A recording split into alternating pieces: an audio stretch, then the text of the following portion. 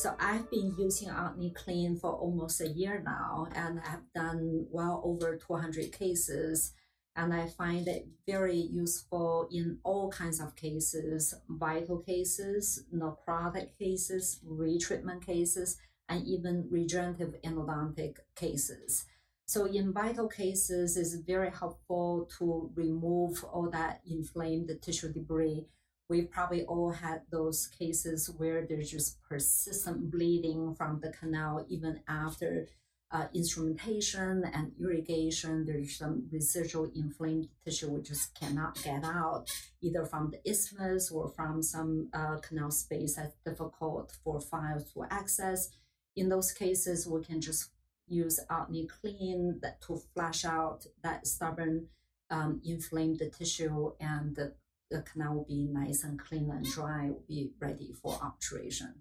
And another great application I've noticed is in those cases when the patient will come in with a lot of pain and tenderness to percussion. So you know there is an abscess at the periapical tissue, and during instrumentation, you're hoping to establish some drainage, but are just not able to.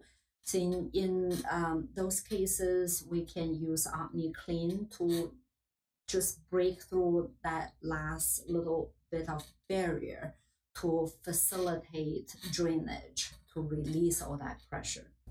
And another great application of OdneClean is in retreatment cases. Again, after conventional instrumentation and irrigation protocol, there can still be some remaining gutta percha and sealer. So OdneClean can help to just use that very powerful hydrodynamic force to blast out that last little bit of gutta percha and sealer. So another perfect application of OdneClean is in regenerative endodontic cases, because these cases, there's a higher risk of irrigant extrusion. So when we use sodium chloride, we're very careful, try to stay away from working length and risking incomplete disinfection. When we use OdneClean, because we use sterile water only, there is no risk of chemical extrusion causing tissue damage.